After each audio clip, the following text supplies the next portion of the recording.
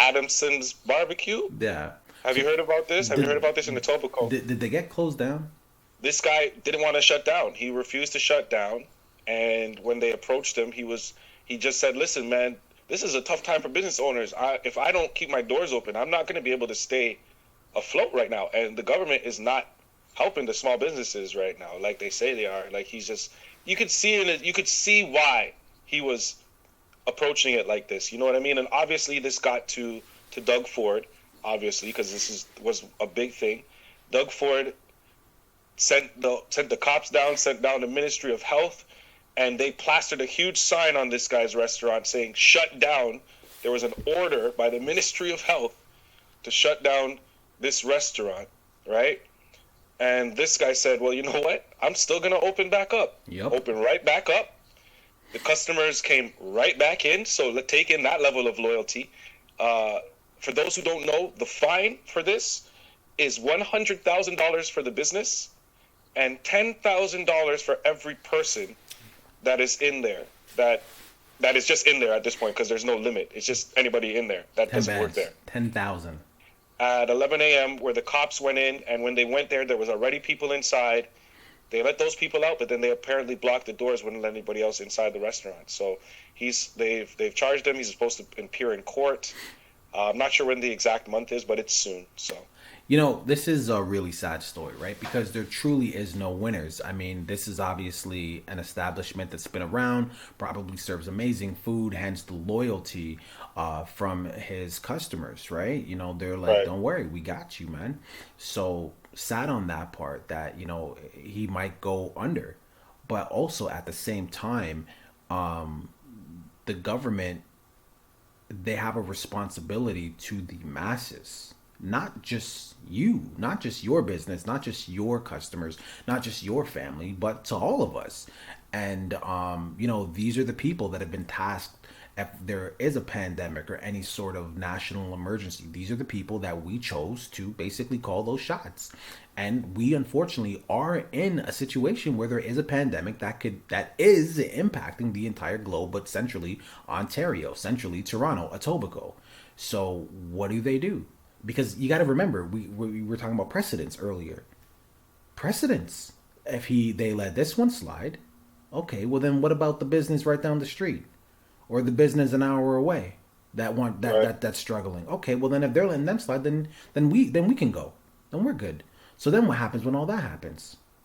Virus spread, etc., etc., etc. So again, nobody wins on this side in this story. Whether you're a Doug Ford fan or not, you got to know he's a person. You know what I mean? You think that somebody's comfortable saying close your doors, don't feed your family if you have a home? Well, I don't know about your mortgage. Nobody's okay with that.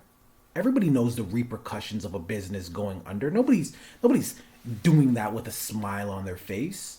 But you can't you in a situation like this, you cannot approach it on a case by case basis. This is the rule. That's it. By the way, what I'm about to say, this is on the heels of no restaurant experience at all. I have no idea how the industry works. Like this is could be total ignorance.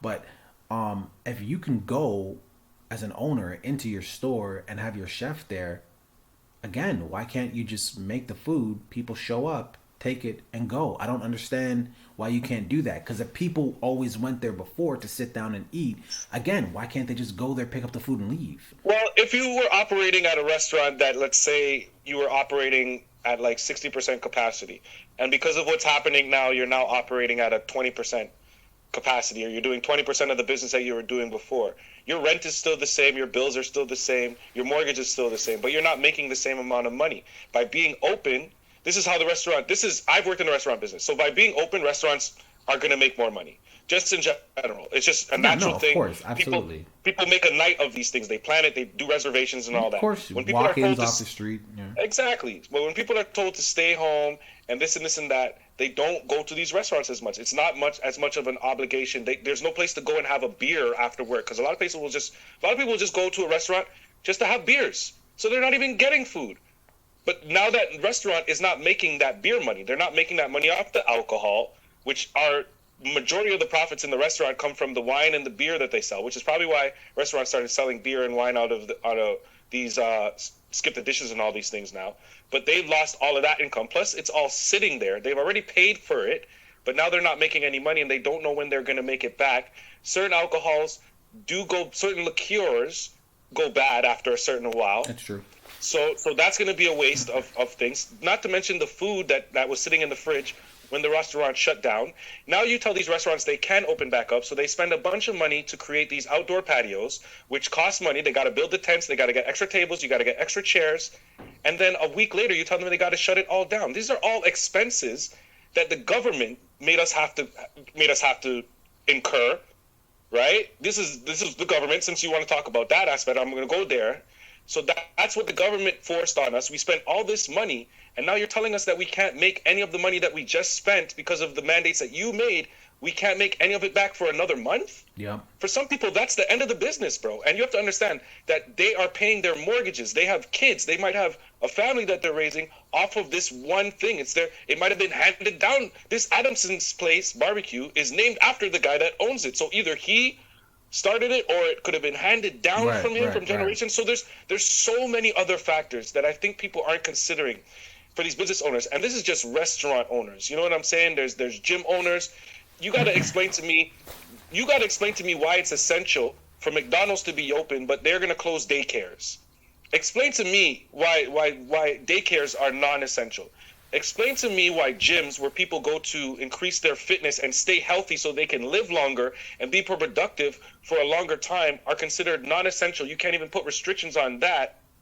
But we're going to keep all of these other places. We're going to keep Walmarts open that can hold a larger capacity of people at one time than majority of these gyms that you decided to shut down.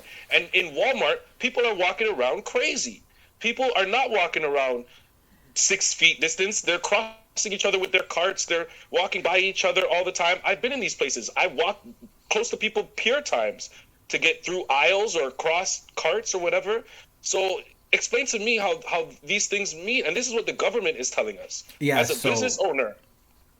So, yeah, all good points. Because if you want my opinion, the only way to get rid of this thing, period, is to just basically the government just bail everyone out.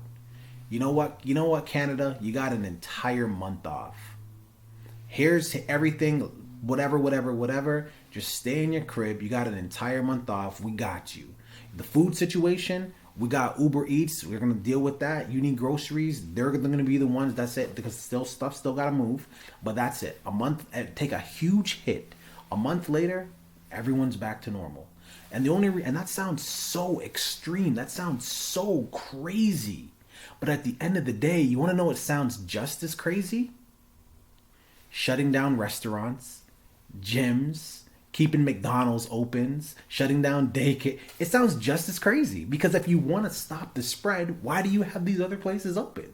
It's crazy what they consider essential and non-essential. What is defined as essential and non-essential. But that's what I'm saying. The numbers are out there. They're just not on the media for everybody to see.